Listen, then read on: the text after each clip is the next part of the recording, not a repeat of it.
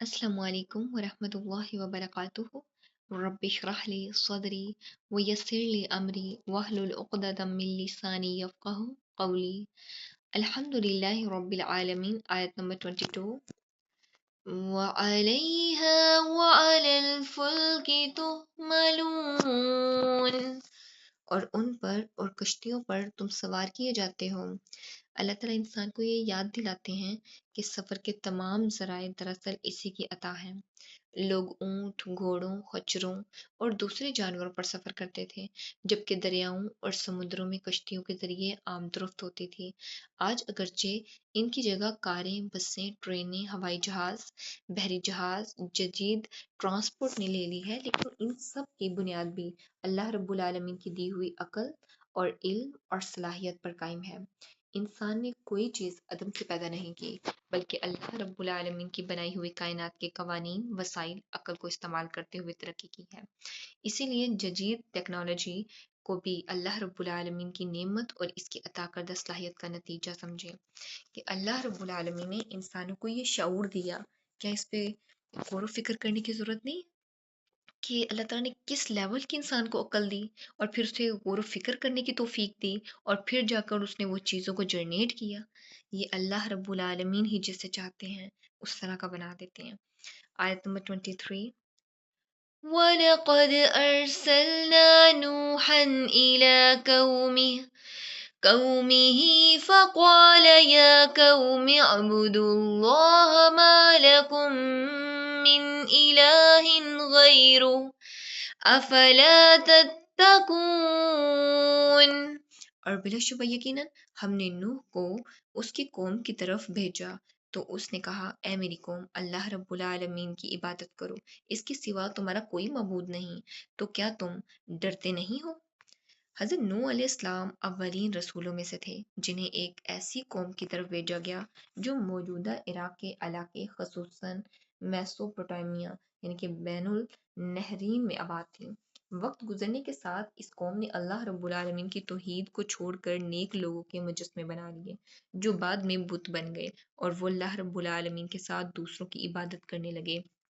इसके अलावा इनमें तकब्बुर, ज़ुल्म, गुमराही और हक बात को ना मानने की आदत भी पैदा हो गई थी। हज़रत नूह अलैहिस्सलाम ने तकरीबन 950 साल अपनी कौम को अल्लाह रब्बुल आलमीन की तरफ बुलाया, दिन रात, खुले आम और छुप कर, हर तरीके से समझाया, लेकिन बहुत कम लोग ईमान लाए। आप अलैहिस्सलाम का बुनियादी पैगाम ये था कि ए मेरी कौम, सिर्फ अल्लाह रब्बुल आलमीन की इबादत करो, इसके सिवा तुम्हारा कोई मबूद नहीं।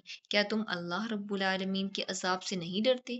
इंसान को कितनी ही तरक्की कर ले, अगर वो अपने खालिक को भूल जाए, शिर्क करे या अल्लाह रब्बुल आलमीन की नाफरमानी में ज़िंदगी गुजारे, तो वो हकीकी कामयाबी हासिल नहीं कर सकता। देखिए, हकीकी कामयाबी ये है कि दुनिया में रहते हुए भी अल्लाह ताला को राज़ी करे और आखिरत में भी रहते हुए। अब देखिए, इंसान को लाइफ में कितने क्राइसिस फेस करने पड़ सकते हैं। इसका मतलब ये नहीं है कि आप अपने होशो हवास खो दें, आप गलत स्टेप लेना शुरू कर दें, आप अल्लाह ताला के साथ शिर्क करना शुरू कर दें, आप अल्लाह ताला की वो नेमतों को भूल जाएं, उस अच्छे वक़्त को भूल जाएं। और अल्लाह ताला कहते हैं, फिर उस इंसान को जिसने मेरे साथ शिर्क किया, उसको कभी भी वो हकीकी कामयाबी हासिल नहीं होगी। वो दुनिया में भी रुसवा है और आखिरत में भी रुसवा है। आयत नंबर 24। فقال الملأ الذين كفروا من قومه ما هذا إلا بشر مثلكم يريد أن يتفضل عليكم ولو شاء الله لأنزل ملائكة ما سمعنا بهذا في آبائنا الأولين। तो उसकी कौम के जिन सरदारों ने कुफ्र किया, उन्होंने कहा, ये नहीं है मगर तुम्हारे जैसा एक आदमी जो चाहता है कि तुम्हारे ऊपर बर्तरी हासिल कर ले, और अगर अल्लाह रब्बुल आलमीन चाहता तो ज़रूर फरिश्ते नाज़िल करता। हमने इसको अपने पहले बाप दादा में नहीं सुना। इस आयत में हज़रत नूह अलैहिस्सलाम की दावत के जवाब में इनकी कौम के काफ़िर सरदारों का रवैया बयान किया गया है। कुरान ने इनके इनफरादी नाम ज़िक्र नहीं किए बल्कि इन्हें अल-मला कहा है, यानी वो बाअसर लोग, रईस, जागीरदार और सरदार जो अपनी कौम पर असर व रसूख रखते थे, जो रोब दबदबा रखते थे। उन्होंने हज़रत नूह अलैहिस्सलाम की दावत को दलील से रद्द करने की बजाय लोगों के दिलों में शकूक पैदा करना शुरू कर दिए, शक पैदा करना शुरू कर दिया। उन्होंने कहा ये तो तुम्हारी तरह एक इंसान है, ये तुम पर बर्तरी और हुकूमत हासिल करना चाहता है। अगर अल्लाह रब्बुल आलमीन को रसूल भेजना होता तो किसी फरिश्ते को भेज देता, और हमने अपने आबाओ अजदाद से भी ऐसी बात कभी नहीं सुनी। हकीकत ये थी कि हज़रत नूह अलैहिस्सलाम ना इक़्तिदार चाहते थे, ना दौलत, ना शोहरत, बल्कि इनका मकसद सिर्फ़ और सिर्फ़ अल्लाह रब्बुल आलमीन का पैगाम पहुँचाना था। यही इल्ज़ाम बाद में नबी सल्लल्लाहु अलैहि वसल्लम पर भी लगाया गया। कफ़ारे मक्का ने भी आप सल्लल्लाहु अलैहि वसल्लम को मुख्तलिफ लालच दिए कि अगर आप दावत इस्लाम छोड़ दें तो हम आपको सरदार बना देंगे, माल दे देंगे, जो चाहे वो हम आपको दे देंगे। लेकिन आप सल्लल्लाहु अलैहि वसल्लम ने अपने चाचा हज़रत अबू तालिब के ज़रिए ये तारीख़ी अल्फ़ाज़ फ़रमाए, अल्लाह की कसम, अगर ये लोग मेरे दाएं हाथ पर सूरज और बाएं हाथ पर चांद रख दें, तब भी मैं इस दीन की दावत को नहीं छोड़ूंगा, यहाँ तक कि अल्लाह रब्बुल आलमीन इसे गालिब कर दे या मैं इस रास्ते में जान दे दूं। नबी सल्लल्लाहु अलैहि वसल्लम ने फरमाया, इस्लाम अजनबी हालत में शुरू हुआ था और दोबारा अजनबी हो जाएगा। बस अजनबियों के लिए खुशखबरी है। सही मुस्लिम की रवायत है। आज भी जो शख्स कुरान को समझकर इस पर अमल करता है, लोगों को हिकमत के साथ इसकी दावत देता है, वो बाज़ औक़ात माशरे में तन्हा महसूस करता है।